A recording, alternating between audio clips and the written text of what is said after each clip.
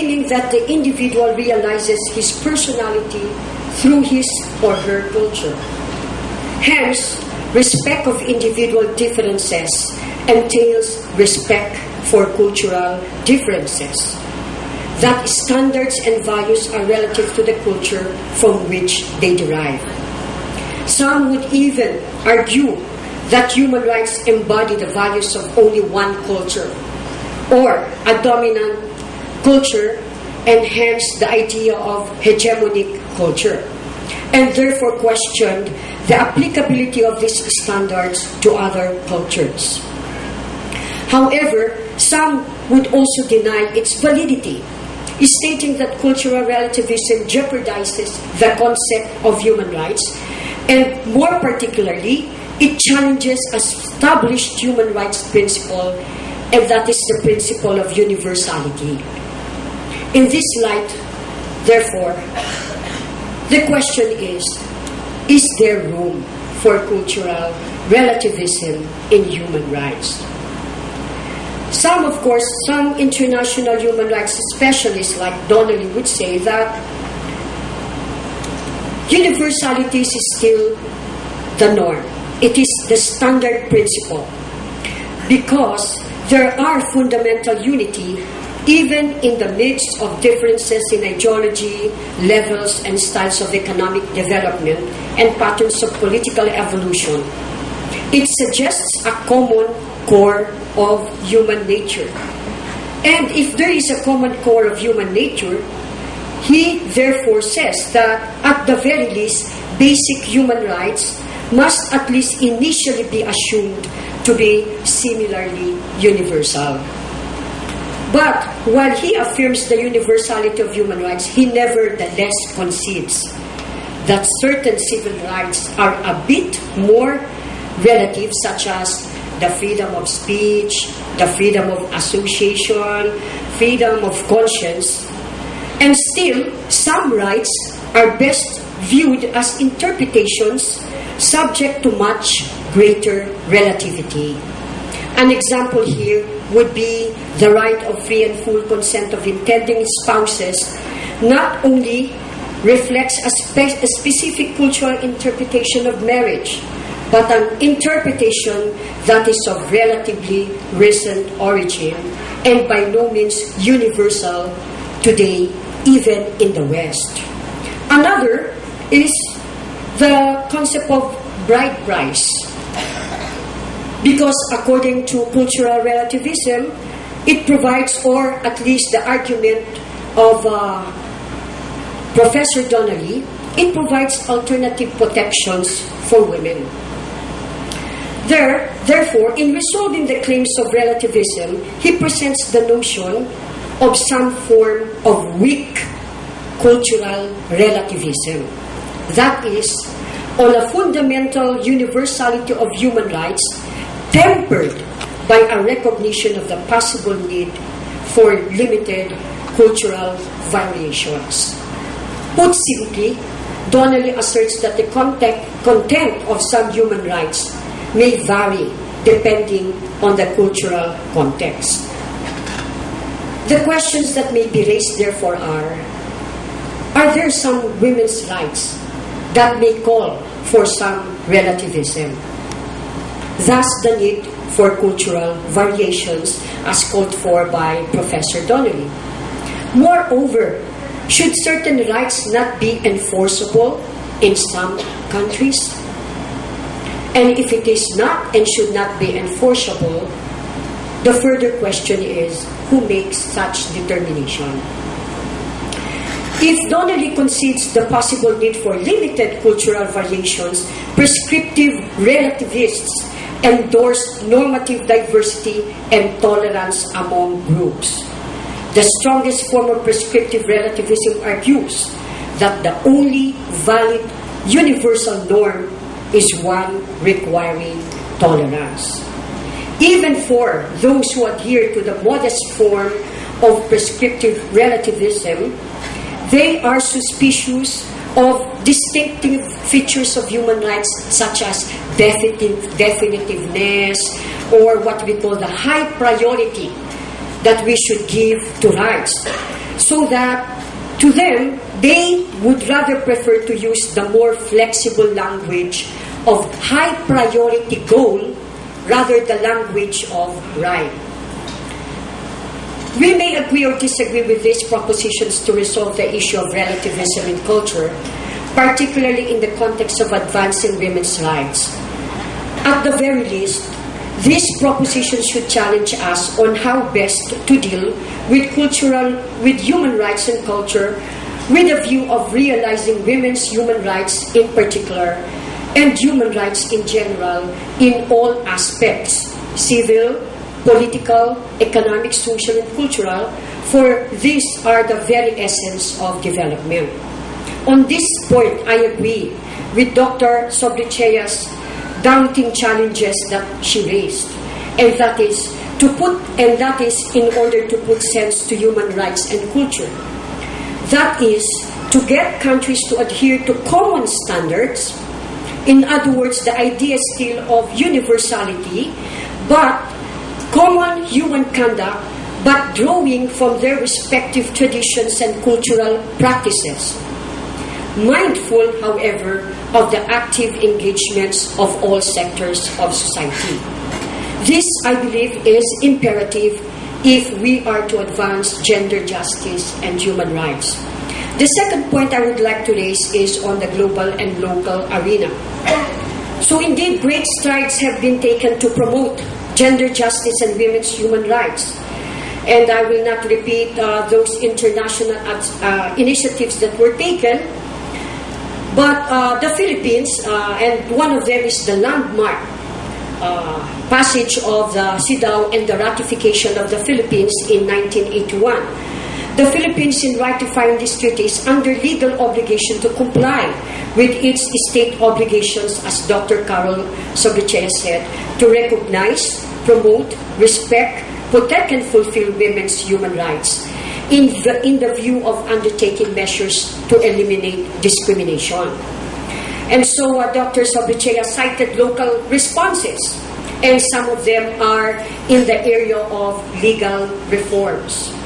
While these local responses have their beneficial impact on general equality, as usual, I would still say, and I'm quite sure that she would agree, that a lot, and all of us agree, that a lot still needs to be done.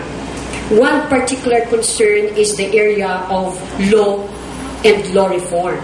And let me state here at the outset that this is not, of course, sufficient. But this is one area. There is need to make laws conform to our treaty obligations under CEDAW. For instance, we need to repeal existing laws that perpetuate stereotypes roles for women and men. An example are two provisions in the labor code.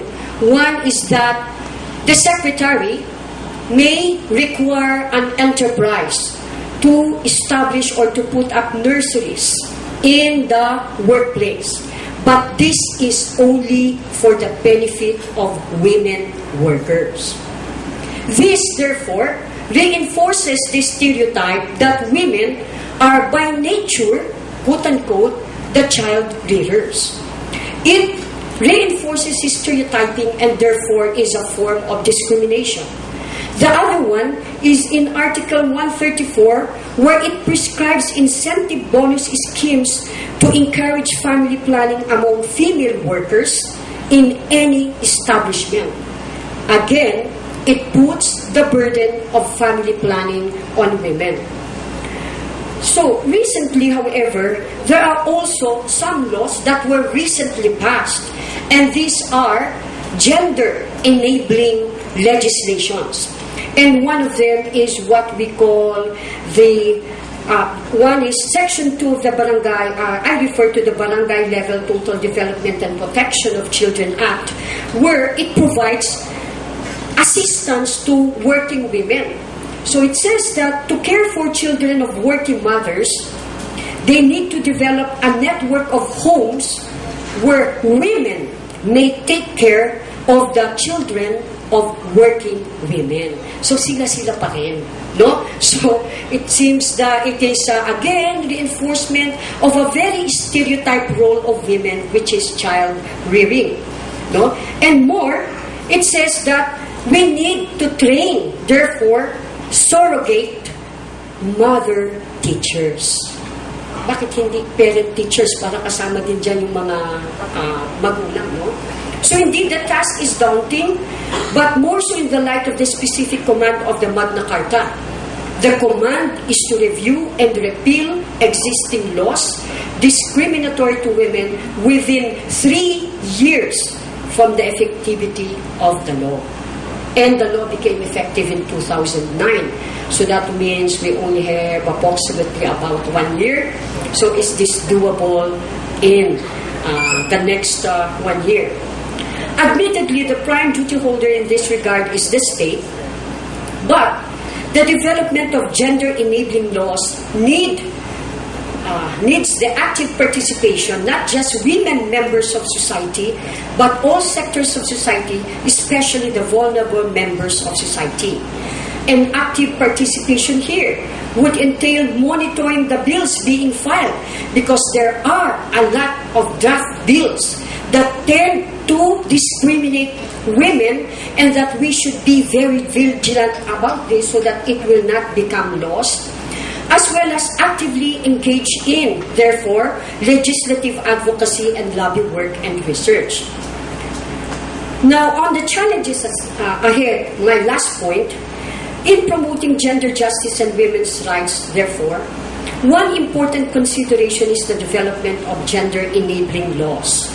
And this relates to Dr. Sobrichea's concern on various, what we call various barriers on the participation of women in decision-making, as well as in the meaningful participation in politics and governance. She advances, however, that the bigger problem of engaging Philippine politics is to respond to women's needs and interests. On this score, I am in full accord with her, because Filipino women's participation in politics and governance is only as good as they are effective in advancing gender needs, interests, and concerns, particularly of women. For this, however, women leaders should need, and she did note this, and I agree, that they need to be gender sensitized, and not only women leaders, but men leaders as well. And as she puts it, when we say gender sensitized, to put a gender lens to be able to effectively participate in decision making and influence the direction of policies, laws, and programs that truly promote gender equality. Let me conclude by saying that we do not need only gender-sensitized women leaders. We also need to have a gender-sensitized members of society, a society that will speak up and pressure our leaders to advance gender equality. Legal reforms are good, but like I said, it is not and it will not suffice. In this light, therefore, in advancing women's rights, this must be viewed not only in the narrow context of law and legal reforms, because despite the gains, as we have said, in the legal front, traditional beliefs and practices, as pointed out by Dr. Sobrichea, is still alive and kicking in our society. And therefore, we need sustained educational and other promotional campaign, not only for our political leaders, but also members of the society, in order to have a gender-enabling environment that ensures de jure and de facto equality between men and women.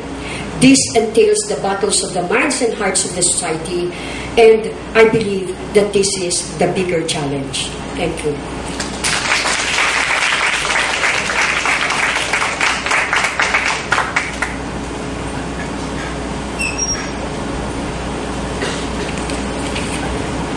Good afternoon, everyone. I actually kept on looking at the people above on the second floor, remembering my time as a student here at the University of the Philippines. And the reason why I'm starting with that is because the issue of women's rights is not just an issue that Dr. Sobrichea, for example, fights for, but it should be something that we should all be fighting for. Now, in reaction to Dr. Sobrichea's paper, I'd like to talk about my experiences as a lawyer advocating for women's rights. When talking about gender justice, and women's human rights, several things come to my mind. One is the intersectionality of women's discrimination. A woman is discriminated based on her sex and gender, and she may also suffer additional discrimination based on her disability, status, poverty, sexual orientation, and gender identity, among others. Another is the issue of rape. I recently gave legal advice to a deaf woman who was raped several times by her deaf husband the past couple of years. The question that comes to my mind is, what is so wrong in our world that there are husbands who disregard the rights of their wives? There is also a pending case of another deaf woman with the Committee on Elimination of Discrimination Against Women, or the CEDAW committee, who was denied assistance of a sign language interpreter while her rape case was being heard by the regional trial court. Just last Monday, I interviewed a woman who was raped and sexually harassed on different occasions by her colleagues at work, using schemes to deceive her and later on threatening her with loss of her job. This woman filed her complaint with the NBI, but after 8 months, the NBI still has not filed her complaint with the office of the prosecutor. Isn't there something wrong? Gravely wrong with that. I recall another woman who was raped by her recruiter in the recruitment office in Kuwait. This woman did not pursue her criminal case because certain Philippine government officials discouraged her, and she feared being killed by her very own husband once he finds out about the rape incident. There are a lot of OFWs actually who are actually raped abroad but do not file complaints or even tell their families about the rape that they've suffered in their at their work in abroad. You have another classic example, and that is the case of Karen Vertido, whose rape case was dismissed by a woman judge who brought her case to the CEDAW committee, but found out later on that the Philippine government, under both the GMA and the Pinoy administration, has not fulfilled its obligation to pay compensation to Karen despite the findings of the CEDAW committee.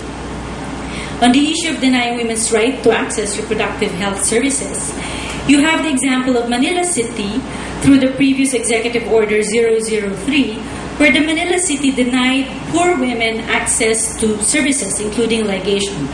Many of these poor women wanted to be ligated because they did not want to bear any more children, and yet they were denied access to ligation by the Manila City-run hospitals, saying ligation is prohibited in Manila City since it is a so-called pro-life city.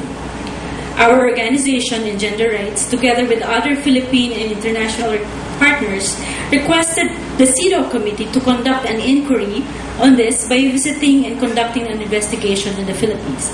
The CEDAW committee experts can only visit the Philippines with the consent of the Philippine government.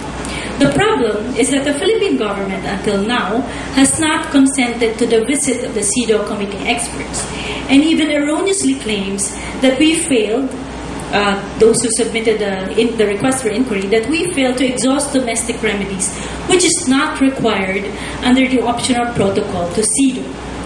Now the question is, why are the Philippine ambassadors in Geneva and in New York claiming that exhaustion of domestic remedy, claiming failure of exhaustion of domestic remedy, when this is not a requirement under the optional protocol to CEDAW?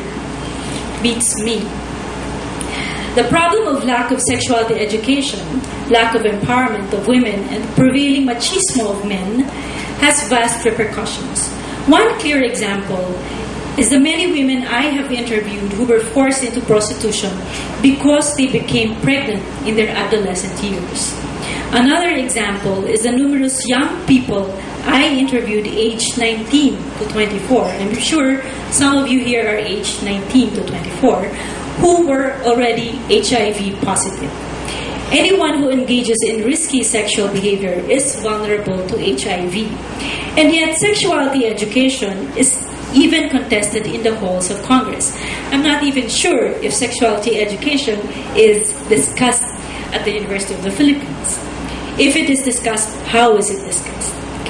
I was actually the culprit who drafted the first RH bill filed in December 2001 at the House of Representatives. 10 years later, it hasn't been passed into law. Certain people use their religious beliefs in denying women access to modern contraceptives, including emergency contraception. Emergency contraception, most especially the specifically dedicated pills, such as Postinor, are very effective in preventing pregnancies as a result of rape, for example. And yet Postinor was delisted in our drug registry. Abortion is the third leading cause of maternal death, not only in the Philippines but throughout the world. And yet safe and legal abortion is still disallowed in the Philippines.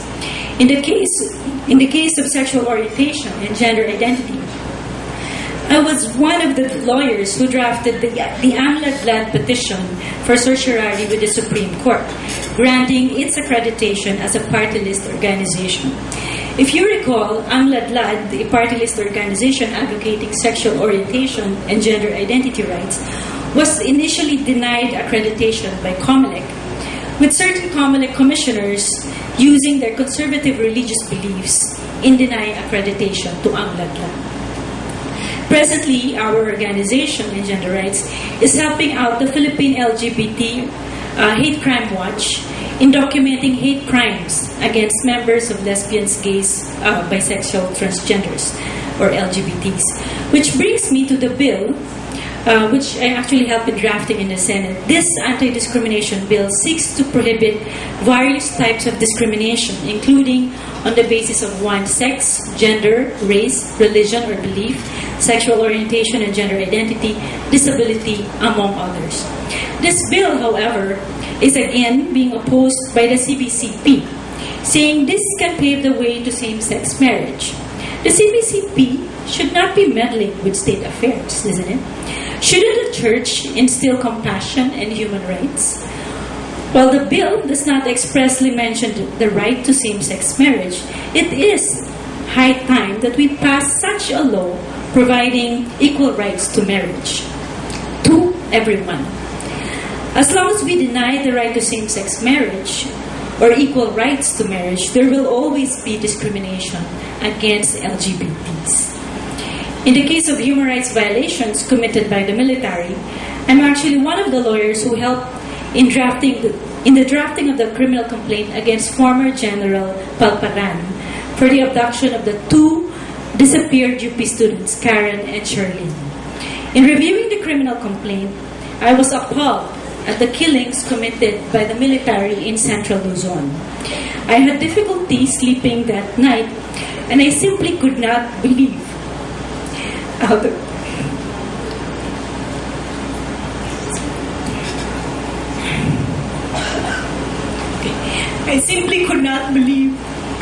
perpetrators had been able to commit human rights violations with impunity for such a long time. Okay, we used direct responsibility and the principle of command responsibility in the complaint using the decisions of the International Criminal Tribunal of Rwanda and the International Criminal Tribunal of Yugoslavia. Dr. Sabrichea earlier was talking about the mass rapes that happened, the mass rapes happening in wars, for example. This is precisely the case of Yugoslavia and Rwanda. The mayor and colonel were actually held liable under the principle of command responsibility. So this is also the principle that we use in the criminal complaint of General Palparan. Okay. Now, when I faced General Paparan on Maring Rini's show, Bawal ang Pasaway, I expressed that these killings cannot be justified by the Red Scare. Karen and Sherlyn were not armed. I noticed during my face-off interview with General Paparan that he could not look straight at me. I realized then that he was extremely bothered with the criminal complaint filed against him.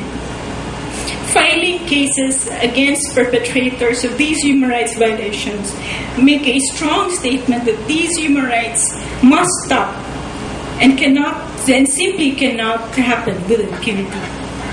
The stories I mentioned all call for accountability from the perpetrator, the government institutions involved, and the state as a whole. In our quest for justice, the standard should always be to uphold human rights. And to uphold human rights, everyone should take a stand. That means you, not the person on your left, not the person on your right. You should stand up for justice and human rights. Thank you.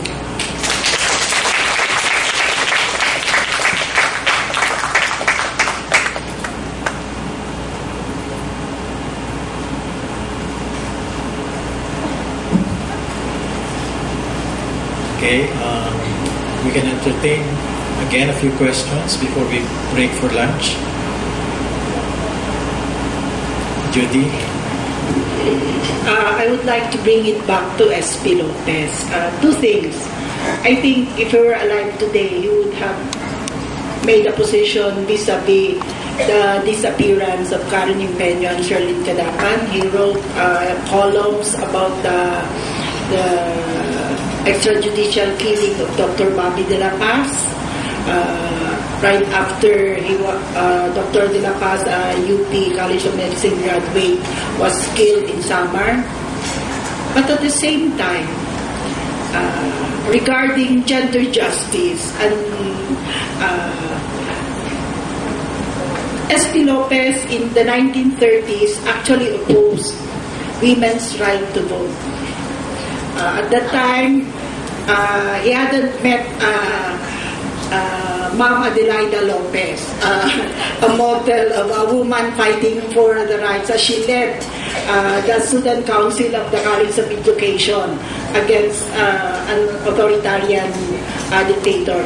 I think it would be good to trace how his views on gender equality evolved from the time when he was a student, and actually he was opposing Rafael Palma, who was a very strong supporter of the women's right to suffrage, because partly his wife was one of those who campaigned for it. SP Lopez was just a student. I think he voted. I hope he did. So that's it. Thank you. Okay, the ironies of history. Anyone else would like to comment on the topic, you think? Wala na. So we can break for lunch, and we expect everyone to be back by, say, we can make the lunch a little shorter than the hour that was, dedicated for it. So we expect it to be maybe at 1:15. Let's be back by 1:15. Thank you very much.